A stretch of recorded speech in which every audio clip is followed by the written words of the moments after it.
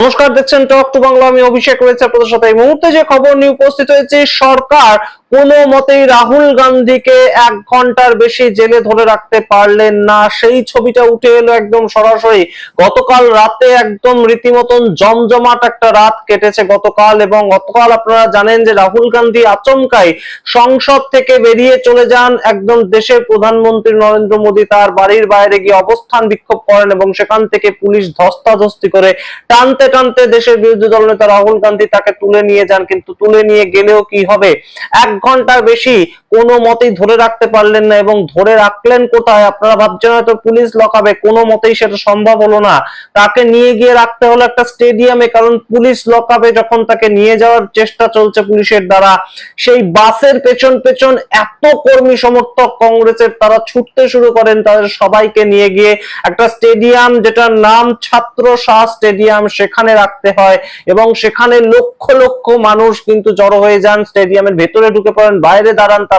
কোনো মতেই রাহুল গান্ধীকে পুলিশ 1 ঘন্টার বেশি রাখতে পারলো না। বাইরে এসে রাহুল গান্ধীকে বক্তব্য রাখতে হলো যে আপনারা শান্ত হন। তার পরবর্তীতে তারা কিন্তু শান্ত হয়। সুতরাং একদম রীতিমতন উত্তপ্ত পরিস্থিতি। কোথাও গিয়ে সরকার এই মুহূর্তে ব্যাকফুটে বললেও কম বলা হয়। একদম সরকার রীতিমতন কিন্তু চাপে পড়েছে। এবং আপনাদেরকে সামগ্রিক বিষয়টা জানাই যে ধর্মেন্দ্র প্রধান, যিনি ইস্তফা দেওয়ার জন্য এত কিছু চলছে, ধর্মেন্দ্র প্রধান শিক্ষামন্ত্রী, তাকে পর্যন্ত মুখ খুলতে হয়েছে গতকাল। এবং গুরুত্বপূর্ণ ভাবে একদম রাহুল গান্ধীর যে পোস্টার গুলো বেরিয়ে আসছে, রাহুল গান্ধীর যে ছবিগুলো বেরিয়ে আসছে, অনেকেই কিন্তু বলছেন 2029-এর লোকসভা ভোটের জন্য এই পোস্টার গুলোই যথেষ্ট। গতকাল 21শে জুলাই 2026 রচিত হয়ে গিয়েছে 2029-এ কংগ্রেসের পোস্টার ঠিক কি হতে চলেছে।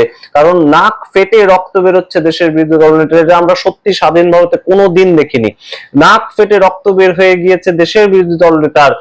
একদম রাস্তায় তাকে টানতে টানতে পুলিশ নিয়ে যাচ্ছে, এবং একদম টেনে হিচড়ে, তিনি শুয়ে পড়ে প্রতিরোধ করার চেষ্টা করছেন, তাকে টেনে হিচড়ে নিয়ে যাওয়ার চেষ্টা করা হচ্ছে। সম্পূর্ণ সেই বিষয়টা আপনাদের সামগ্রিকটা জানাবো এই মুহূর্তে। মল্লিকার্জুন খার্গের জন্মদিন উপলক্ষে রাহুল গান্ধী বেরিয়েছিলেন, এবং পুলিশের কাছে কোনো ধরনের কোনো ইনফরমেশন ছিল না যে তিনি প্রধানমন্ত্রীর বাড়ির বাইরে গিয়ে বসে পড়তে পারেন। সম্পূর্ণটা দেখার আগে অবশ্যই টক টু বাংলা ইউটিউব চ্যানেলটিকে আপনারা যারা এখনো সাবস্ক্রাইব করেননি অবশ্যই সাবস্ক্রাইব করুন, এবং অবশ্যই জয়েন বাটন ক্লিক করে আমাদের মেম্বারশিপ নিলে আমরা এগিয়ে যেতে সাহস পাবো। ডেসক্রিপশন বক্সে প্রত্যেকটি ভিডিওতে আমাদের জয়েন বাটন ক্লিক করার জন্য আমাদের লিংক দেওয়া থাকছে, সেটা ক্লিক করে আপনার পেড মেম্বারশিপ নিতে পারেন। আপনাদের জানাই গতকাল মল্লিকার্জুন খার্গের জন্মদিন উপলক্ষে কংগ্রেসের সাংসদ নিয়ে রাহুল গান্ধী বেরোন, এবং একদম পার্লামেন্ট থেকে হাঁটা পথে মল্লিকার্জুন খার্গের বাড়ি, এবং ঠিক তার পাশেই কিন্তু দেশের প্রধানমন্ত্রী তার বাড়িটাও। তো সেই ক্ষেত্রে মল্লিকার্জুন খার্গের বাড়ি যাবেন বলে তিনি বেরোন, এবং সেখানে হঠাৎ করে স্লোগান দিতে শুরু করেন, এবং একদম সরাসরি দেশের প্রধানমন্ত্রীর বাড়ির বাইরে গিয়ে তিনি বসে পড়েন। এবং অনেকে বলেন না যে দেশের প্রধানমন্ত্রী এবং রাহুল গান্ধীর সেটিং রয়েছে বলে তাদেরকে বসতে দেওয়া হলো, ককরোচ পার্টিকে তো বসতে দেওয়া হলো না, তাহলে রাহুল গান্ধীকে কিভাবে বসলেন গিয়ে? তার কারণটা তিনি কাউকে জানাননি। তিনি সম্পূর্ণভাবে পুলিশের অজ্ঞাতে গিয়ে ওখানে বসে পড়েন, এবং সেইখান থেকেই শুরু হয় সম্পূর্ণ বিষয়টা।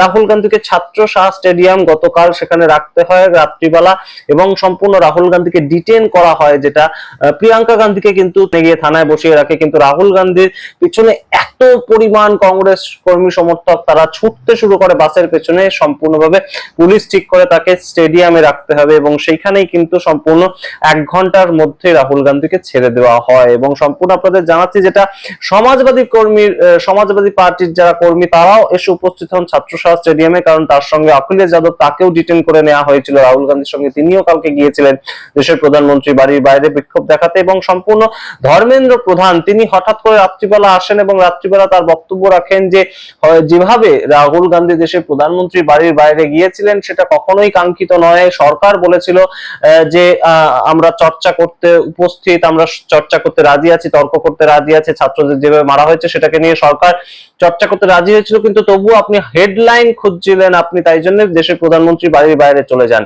কিন্তু গুরুত্বপূর্ণ জায়গাটা আপনাদের সম্পূর্ণ সময়ের অনুপাতে বলি যে কখন সরকার রাজি হলো।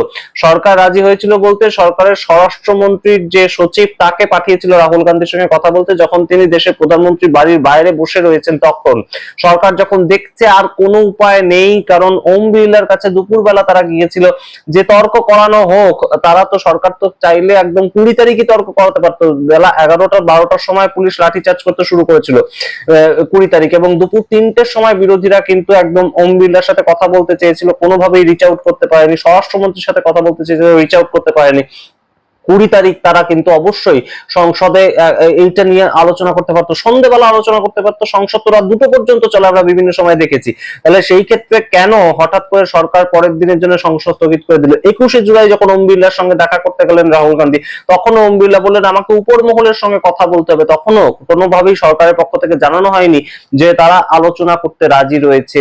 এখন একদম দেখা গেল যে রাহুল গান্ধী দেশের প্রধানমন্ত্রীর বাড়ির বাইরে গিয়ে বসে পড়েছেন, তখন সরকারের পক্ষ থেকে সচিব এসে জানালেন যে আগামীকাল অর্থাৎ আজ 22শে জুলাই তারা সংসদে গিয়ে এই বিষয়টা নিয়ে আলোচনা করবে সরকার, তেমন একটা কথা। কিন্তু সেখানে ধর্মেন্দ্র প্রধান বলছেন যে আপনি হেডলাইন খুঁজছিলেন বলে বসে পড়েছেন। কিন্তু গুরুত্বপূর্ণ বিষয়টা হচ্ছে যেখানে একদম রাহুল গান্ধী এই বসেছিলেন সেখান থেকে তিনি কিছু বক্তব্য রাখেন, এবং সবচেয়ে গুরুত্বপূর্ণ আপনাদের জানাই, কালকে সারা রাত ধরে যত সোশ্যাল মিডিয়া সোশ্যাল হ্যান্ডেল আপনারা দেখতে পাবেন, আসাম, মধ্যপ্রদেশ, গুজরাট কিংবা লখনৌতে পর পর বিভিন্ন জায়গায় রাহুল গান্ধীর অ্যারেস্টের প্রতিবাদে কিন্তু কংগ্রেস কর্মী সমর্থকরা রাস্তায় বেরোন, মিছিল করেন, মশাল জ্বালিয়ে মিছিল করেন, বিভিন্ন ছবি উঠে আসে। এবং গুরুত্বপূর্ণ আপনারা শুনুন, টিভিকে পার্টি যারা কংগ্রেসের সঙ্গে অ্যালায়েড ভাবে সরকার চালাচ্ছে তামিলনাড়ুতে, সেই টিভিকে পার্টির পক্ষ থেকে বয়ান জারি করে বলা হয়েছে যে বিরোধীদের কণ্ঠস্বর চেপে রাখার কোনো জায়গা নেই। রাহুল গান্ধী দেশের বিরোধী দলনেতা হিসেবে ছাত্রদের কথা বলতেই তো গিয়েছিলেন প্রধানমন্ত্রী বাসভবনে, এবং সেখানে তাকে ঢুকতে না দিয়ে যেভাবে পুলিশ ডিটেন করলো, যেভাবে পুলিশ টেনে হেঁচড়ে তাকে বাসে তুলে একদম নিয়ে চলে গেল, সেটা কোনোভাবেই সমর্থনযোগ্য নয়। এবং সরকারকে অ্যাকাউন্টেবল হতে হবে, সরকারকে উত্তর দিতে হবে, সরকারকে তর্ক করতে হবে। টিভিকে পার্টি তাদের পক্ষ থেকে থালাপাতি বিজয়ের পার্টি এই বয়ান জারি করেছে। এবং অবশ্যই গুরুত্বপূর্ণ যে রাহুল গান্ধী স্টেডিয়ামে বসে থাকা অবস্থায় তিনি রাত 12টা নাগাদ একটি ভিডিও বার্তা জারি করেন, এবং তখন তাকে দেখা যায় যে তার এক পায়ে জুতো রয়েছে, এক পায়ে জুতো নেই, অর্থাৎ এমন ভাবে পুলিশ ধস্তাধস্তি করেছে তার সঙ্গে, তার সামগ্রিক দেহে ধুলো কাদা একদম লেগে সেই জায়গাটা, ছবিগুলো শেয়ার হয়, ভাইরাল হয়। এবং তিনি স্টেডিয়ামে বসেই কংগ্রেস পার্টির কর্মীদের উদ্দেশ্যে এবং সারা দেশের মানুষের উদ্দেশ্যে কিছু বয়ান জারি করেন, সেটা আপনারা দেখুন। কিন্তু গুরুত্বপূর্ণ যে সিজেপি অর্থাৎ ককরোচ জনতা পার্টির যে সাধারণ কর্মী সমর্থক, তাদের কিন্তু মনোবল অনেকটাই এই মুহূর্তে রাহুল গান্ধীর প্রতি আকৃষ্ট হয়েছে। যে দেশের বিরোধী দলনেতা, দেশের ছাত্রছাত্রী যারা মার খাচ্ছে, তাদের কথা বলতে গিয়ে নিজেও অ্যারেস্টেড হচ্ছেন, নিজেও মার খেয়েছেন, তার নিজের নাক ফেটে রক্ত বেরিয়ে গিয়েছে। এটা কিন্তু কোথাও গিয়ে একজন সিজেপি পার্টি, তাদের প্রতি সংহতি জানানোই হলো। 1 মাস ধরে রাহুল গান্ধী কেন ককরোচ জনতা পার্টি তাদের সম্বন্ধে কিচ্ছু বলছিলেন না, কোনো বয়ান জারি করছিলেন না, সেটা অনেকেই প্রশ্ন করছিলেন। কিন্তু সময় মতন সম্মুখ সমরে এলেন, যখন দেশের ছাত্রছাত্রীরা মার খেলেন রাস্তায় পড়ে, সরকারের দ্বারা পুলিশ একদম আঘাত করলো ছাত্রছাত্রীদের, তখন রাহুল গান্ধী দেশের বিরোধী দলনেতার মুখ হিসেবে উঠে এলেন, এবং অবশ্যই ককরোচ জনতা পার্টির পাশেই কিন্তু দাঁড়ালেন। এই মুহূর্তে তাদের মুখ থেকেও কিন্তু রাহুল গান্ধী এই বিষয়টা উঠে আসছে, রাহুল গান্ধীর বিষয় প্রশংসার বার্তা উঠে আসছে। আপনারা দেখুন রাহুল গান্ধী কালকে স্টেডিয়ামের মধ্যে বসে থাকা অবস্থায় কি বার্তা দিয়েছেন, এবং সামগ্রিক বিষয়টা সম্বন্ধে আপনাদের মতামত কমেন্ট বক্সে কমেন্ট করুন। দেখতে থাকুন টক টু বাংলা, অবশ্যই টক টু বাংলা ইউটিউব চ্যানেলটিকে সাবস্ক্রাইব করে দিন।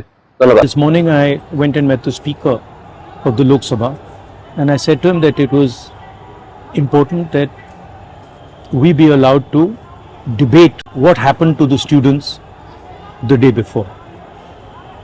The Speaker said he needed to take permission from the government, but it was very clear to us in the hours after that there was no interest in the government of having a debate. तो हमने decision लिया कि हम prime minister के घर के सामने जाके धरना करें, और जो स्टूडेंट्स की इशू है, जो देश के लिए सबसे जरूरी इशू है और जो उनके खिलाफ किया गया है, वो हम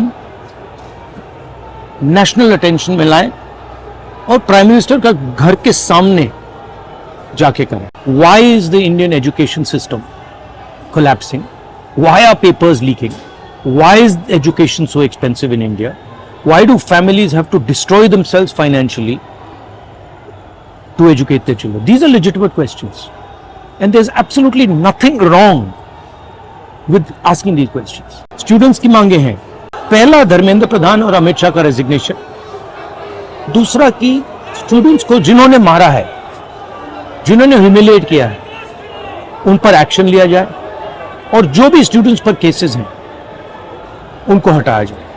फाइनली पूरी ऑपोजिशन चाहती है कि ये जो इशू है, देश का सबसे बड़ा इशू है, इस पे कल लोकसभा में, राज्यसभा में डिबेट हो और हम अपनी बात रख सकें। मेरा मोदी जी से एक सजेशन है, एज एलओपी, कल जो हुआ, जो आपकी सरकार ने, आपके होम मिनिस्टर ने किया, उसके लिए आप देश के स्टूडेंट से माफी मांगिए और जल्दी से जल्दी एग्जामिनेशन सिस्टम और एजुकेशन सिस्टम्स पर रिफॉर्म शुरू कीजिए। आप सब ने हमारा समर्थन किया। सारे लोग जो स्टूडेंट्स की इशू के लिए लड़ रहे हैं, एक साथ लड़ रहे हैं, मैं आप सबका दिल से धन्यवाद करता हूं।